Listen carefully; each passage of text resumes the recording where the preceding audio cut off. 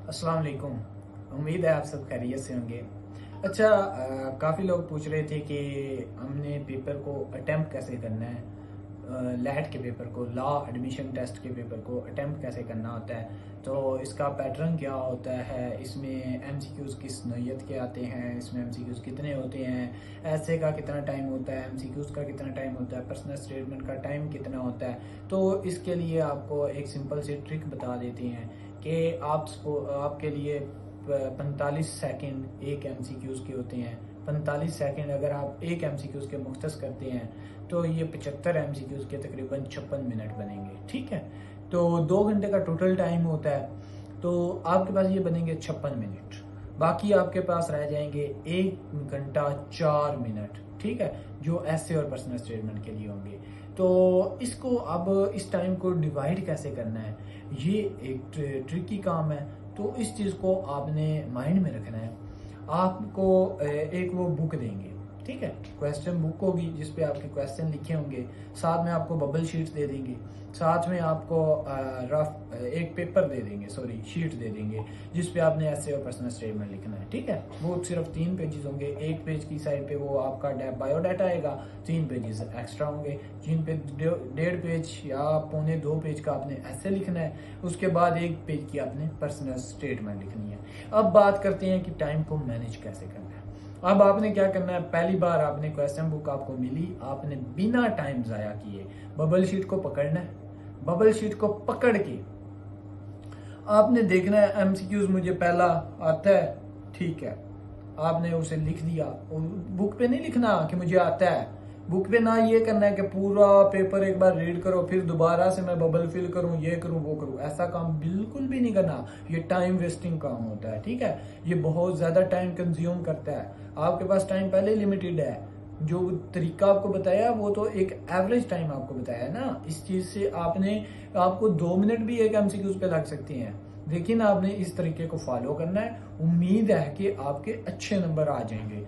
तो इसके लिए क्या करना है, आपने पहले आपने रीड करना है, एमसीक्यूज को रीड किया, आपको पता लग गया मुझे आता है, आपने फौरन बबल फिल कर देना है। बुक पे तो एक डॉट भी नहीं ना लगाना, उधर डॉट लगाना भी समझे गुनाह है, आपका टाइम वेस्ट हो रहा है। एक डॉट लगाने में 1 सेकंड आपका वेस्ट हो रहा है, 1 सेकंड भी आपका सोने के भाव का है। ठीक है, तो इसको आपने वेस्ट नहीं करना। तो इसके लिए आपने क्या करना है, पहले आपने रीड किया, उसको आपने लिख दिया, फिर आपने दूसरा रीड किया, आता है, फिर उसको बबल फिल कर दिया, तीसरा रीड किया, आता है, ठीक है, बबल फिल कर दिया, चौथा रीड किया, वो आता ही नहीं है, उस पर सोचना नहीं है, स्किप, आगे मूव कर जाओ। 5वां रीड करो, नहीं आता, स्किप, आगे मूव। 6ठा रीड करो, नहीं आता, मूव। 7वां रीड करो, नहीं आता, मूव। 8वां रीड करो, आता है, फिल करो।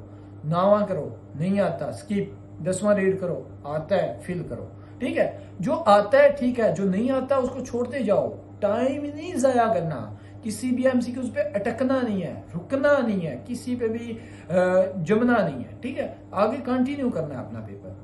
इस तरह आप एमसीक्यूज फिल करते जाएंगे करते जाएंगे करते जाएंगे। जो आपने एमसीक्यूज फिल किए हैं, ये आपके 75 में से तकरीबन तकरीबन ये आपके 15 से 20 एमसीक्यूज ऐसे होंगे जो आपने एक्यूरेट फिल किए हैं। ये आपके कितने सेकंड में हो गए होंगे, एक एमसीक्यूज तकरीबन 10 सेकंड में, मैक्सिमम 10 सेकंड में। एक स्टेटमेंट आपने रीड किया, स्टेटमेंट रीड किया, बबल फिल किया है। और हाँ, बबल फिल करने के लिए आपने सर्कल में बबल को फिल नहीं करना। सर्कल में फिल करेंगे तो भी टाइम कंज्यूम होगा, ज्यादा टाइम लेगा, और हो सकता है सर्कल में फिल करने से आपकी जो शीट है वो फट जाए। बबल सर्कल जो होता है वो फटने के चांसेस भी होते हैं, और बबल रॉन्ग फिल होने के चांसेस भी होते हैं, जो कि इंक बाहर जाती है। आपने क्या करना है, आपने लेफ्ट राइट मैनर में पेंसिल को चलाना है। एक तो जल्दी फिल होता जाएगा, दूसरा आपके पास बाउंड्री लाइन होगी, उस बाउंड्री लाइन से आप बाहर नहीं जाएंगे और आपका बबल फिल हो जाएगा। इस तरह आपने बबल फिल करना है। फिर आपने क्या किया, आपने 75 के 75 एमसीक्यूज रीड कर लिए, और सेकंड टाइम आपने दोबारा पहले एमसीक्यूज पे आ जाना है। अब बबल शीट को आपने देखना है, मेरा ये एमसीक्यूज रह गया, इस एमसीक्यूज को पकड़ो, इधर से देखो, इस एमसीक्यूज को पकड़ लिया, इसको बुक से देखा, आता है, ठीक है, नहीं आता, स्किप कर दो। 2 सेकंड सोच लो। अगर ऐसा है कि सोचने वाला है, सोचने से आ जाएगा, तो 10 सेकंड तक सोच लो मैक्सिमम, इससे ज्यादा नहीं। ठीक है, तो आपने सोच लिया, आता है ठीक है, नहीं आता स्किप करते जाओ। इसी तरह आपने पूरा पेपर दोबारा रीड कर लिया। अब आपने 2 बार अपना पेपर रीड कर लिया। जब दूसरी बार आपने रीड किया ना, कम से कम 10 एमसीक्यूज आपके एक्यूरेट वाले ठीक हुए हैं, बिल्कुल एक्यूरेट हुए हैं। ठीक है, जो आपको आते थे एज इट इज आते थे, जो आपको पता है कि ये बिल्कुल कंफर्म ठीक है। 20 पहले 10, ये 30 हो गया। अब 30 में आपका टाइम सेव कितना हुआ? पहले आपने 10 सेकंड लगाए, आपको 45 सेकंड एक के दिए, आपके 35 सेकंड सेव हुए उन 20 एमसीक्यू से।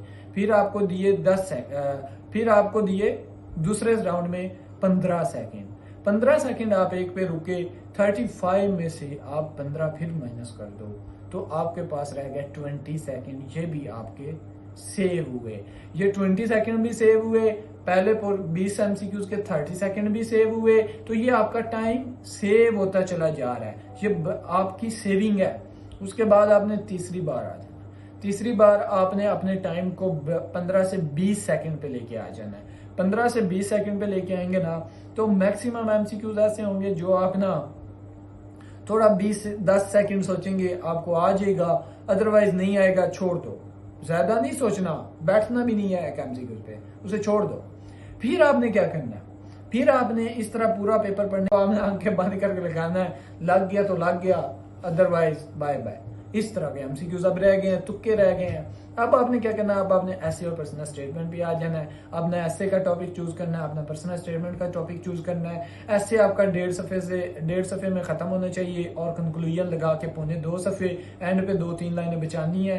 पर्सनल स्टेटमेंट में भी ऐसे ही है, शुरू बहैसियत तालिब इल्म मैं ये राय रखता हूँ, या मेरा नाम ये है, तालिब इल्म होने की हैसियत से मैं ये राय रखता हूँ, तो ये लिख देना है। एंड पे आपने पर्सनल स्टेटमेंट के लिखना है कि इस तरह मेरे ख्याल से एक तालिब इल्म होने की हैसियत से मैं इस तरह अपनी कौम और मुल्क की खिदमत कर सकता हूँ। बाकी चीजें आपको फर्दर समझाई हुई हैं, ग्रुप में बार बार समझाई हैं, डिस्कशन करके बार बार समझाई हैं, तो वो आपको पता होंगी।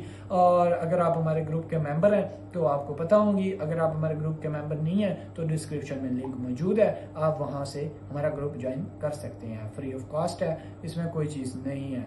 उसके बाद क्या होता है कि आपने ऐसे और पर्सनल स्टेटमेंट जो लिखा है, ये मैक्सिमम आपके 30 मिनट्स लगेंगे मैक्सिमम। यार 1.5 सफा लिखना है, कितना टाइम लगेगा? मैक्सिमम कितना टाइम लगेगा? 1.5 सफा लिखना है, 2.25 कर लो। 2.25 सफे आपने लिखने हैं, 15 मिनट में आराम से लिखे जा सकते हैं। उसके बाद 1 सफा पर्सनल स्टेटमेंट का लिखना है, सोच के भी लिखोगे ना तो मैक्सिमम आपके 10 मिनट लगेंगे, या उससे भी ज्यादा लगा लो, 15 लगा लो, आधा घंटा ये लगा लो। ठीक है, तो ये आधा घंटा आपका लग गया। इस सारे पैटर्न को फॉलो करने के बाद आपके पास कम से कम आधा घंटा रह जाएगा। 20 मिनट से 30 मिनट का टाइम आपके पास मस्ट रिमेन होगा। उस 20 या 30 मिनट के टाइम में आपने सारे तुक्के लगाने हैं। अब सोच समझ के सुकून से आप तुक्के लगाओगे, मेंटली रिलैक्स हो जाओगे कि जो मुझे आता था मैंने कर लिया है, पर्सनल स्टेटमेंट का इशू नहीं है, ऐसे का इशू नहीं है। अब आपने देखो, आपके अगर ऐसे आप लिखते हैं, उसके बाद आप ऐसे में हेडिंग्स नहीं देनी है, ऐसे में जो हेडिंग देनी है वो आउटलाइन ऊपर होनी है, उसके लिए अलग वीडियो बनाई हुई है, वो हमारे चैनल पे भी मौजूद है। मजीद नीचे मैं उसका लिंक पुट कर दूंगा, आप वो लिंक भी देख सकते हैं, उस लिंक से आप देख सकते हैं वीडियो को। उसके बाद और ये कि पर्सनल स्टेटमेंट, उसका भी पूरा वीडियो बनाई हुई है, उसको भी आपने देख लेना है। और उसमें हर सेंटेंस में आपका जिक्र आना चाहिए कि मैं ऐसा कर सकता हूँ, मैं ये कर सकता हूँ, मैं वो कर सकता हूँ, ये चीज़ें आपकी क्लियर होनी चाहिए। और इस तरह आप अपना जो टाइम टेबल है ये, और एग्जाम सेंटर पे आप अपने मोबाइल फोन लेके जा सकते हैं, और एग्जामिनेशन हॉल के अंदर नहीं लेके जा सकते, एग्जाम सेंटर तक लेके जा सकते हैं। वहां पे आपके मोबाइल फोन कलेक्ट कर लिए जाएंगे, क्योंकि डिफरेंट एरिया से लोग आ रहे होते हैं, उनके पास लोकेशंस नहीं होती हैं, चीज़ों का पता नहीं होता, फर्स्ट टाइम भी ट्रैवल कर रहे होते हैं। तो बड़े शहरों में तो वैसे भी रोड्स पे रश होता है, या ऐसे कह लें कॉम्प्लेक्सिटी होती है, तो रास्ता नहीं मिलता, इसलिए गूगल मैप वगैरह से रास्ता मिलना होता है, तो वो लोग लेके आते हैं। लेकिन HEC वहाँ पे काउंटर हायर करते हैं, वो आपका मोबाइल कलेक्ट कर लेंगे, आपको पेपर के बाद आपका मोबाइल रिटर्न कर दिया जाएगा। और इस तरह आप अपना मोबाइल भी ले जा सकते हैं, इसकी टेंशन नहीं है। चीटिंग मटेरियल आपने बिल्कुल भी नहीं लेके जाना, वरना UMC बन जाएगा और आपकी डिग्री का इश्यू बन जाएगा।